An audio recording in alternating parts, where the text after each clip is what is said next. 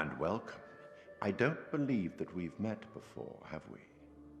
I really admire the kind of vibe developer SuperMassive Games is trying to build, and in some ways recreate, with its annual series of Tales from the Crypt-esque interactive ghost stories. The Dark Pictures Anthology may have officially kicked off last year with the release of Man of Medan, but any PS4 fan will tell you that this series of choose-your-own-adventure spooks truly began with the still excellent Until Dawn. That was a game that felt like it understood every horror veteran's expectations of the genre and knew how to expertly surpass them. I wish that the same could be said about the Dark Pictures Anthology's second entry, Little Hope, though in reality, it steps into almost every creature feature trope imaginable with tongue firmly out of cheek, and it wildly suffers for it. I'm Aaron from Console Deals, now let's get into why. Fucking thing, useless piece of crap! May as well be dead. Okay, take it easy. We'll figure out what to do. Much of the problem is that it doesn't take long to feel like we've seen this all before. Little Hope begins with a big bang in its opening prologue sequence, before quickly setting you on a 4 to 5 hour journey where you must roam a spooky town in search of answers. Ghoulish looking church? Check. Creepy little girl with long black hair? You know it. Mysterious old dude that doesn't want to let on to all he knows? You bet. The sad part is that we could easily go on, with Little Hope often feeling like a greatest hits compilation comprised of every teen slasher flick's best moments. Even Men of Medan managed to shake things up by submerging us in a uniquely inky location. The same cannot be said here. Luckily, saving the rather generic arc of the story somewhat are two elements, the characters and multiple timelines. Speaking to the former, Will Poulter takes centre stage here to lend some Hollywood gravitas to the character of Andrew, a seemingly hopeful yet timid 18-year-old with a heart of gold. Poulter's performance is definitely the standout here, especially by the time past events are placed fully into focus and final revelations are revealed.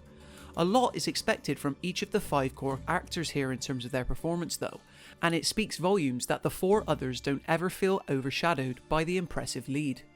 It really isn't all that hard to become invested in this varied group of college friends, mainly because they manage to avoid being categorised into stereotypes. Joining Will Poulter's Andrew, there's mature student Angela, the thrill-seeking Taylor, tough guy Daniel, and their professor John. All bring something new to the table compared to what you typically expect from a story of this ilk, whether you're in control of them or not. A good example of this is Daniel. Most other horror tales would likely depict him simply as the macho jock, but through his unspoken and rather complex romantic relationship with Taylor, he isn't, and vice versa.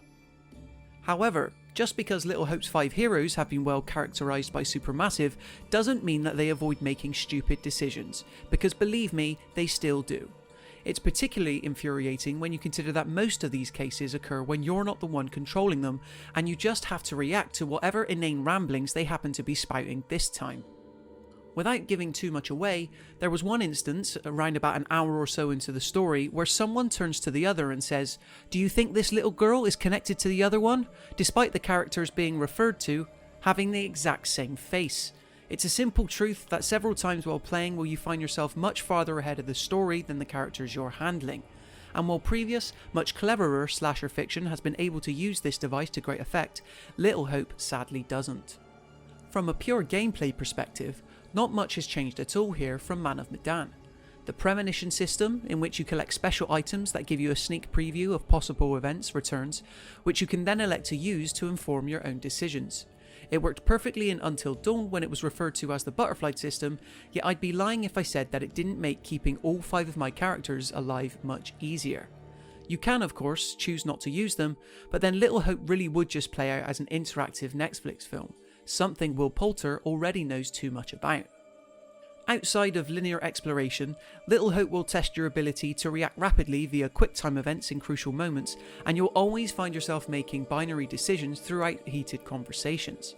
Again though, Supermassive teases you with the illusion of making mistakes by selecting the weaker option, but the more positive option is always painfully obvious. Shall I choose to make this character's response brave or fearful? You'd have to be a sadist to select the latter. Trying to sabotage each other's preferences in Little Hope's co-op mode makes this less of an issue.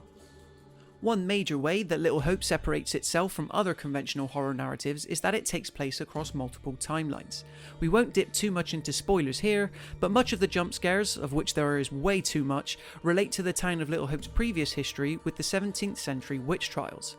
This period is weaved in with the modern day events extremely neatly for the most part, and switching between the two does help break up some monotony that would otherwise set in from the aesthetic's muted colour palette. Genre aficionados will most likely work out how the timelines are linked very early on, however, ruining some of the mystery. Overall, it comes down to the fact that SuperMassive Games should know better by now, and they do, because they've proved it before with Until Dawn. Players will know exactly what to expect from the gameplay in Little Hope, so it's a shame that some stellar performances and visuals can't quite make up for the story's tropey conventions. It's hard not to feel like the devs' insistence to have these tales take themselves seriously and release annually, unlike Until Dawn, is already seeing this ambitious series lose steam. We give the Dark Pictures anthology Little Hope a 2 out of 5.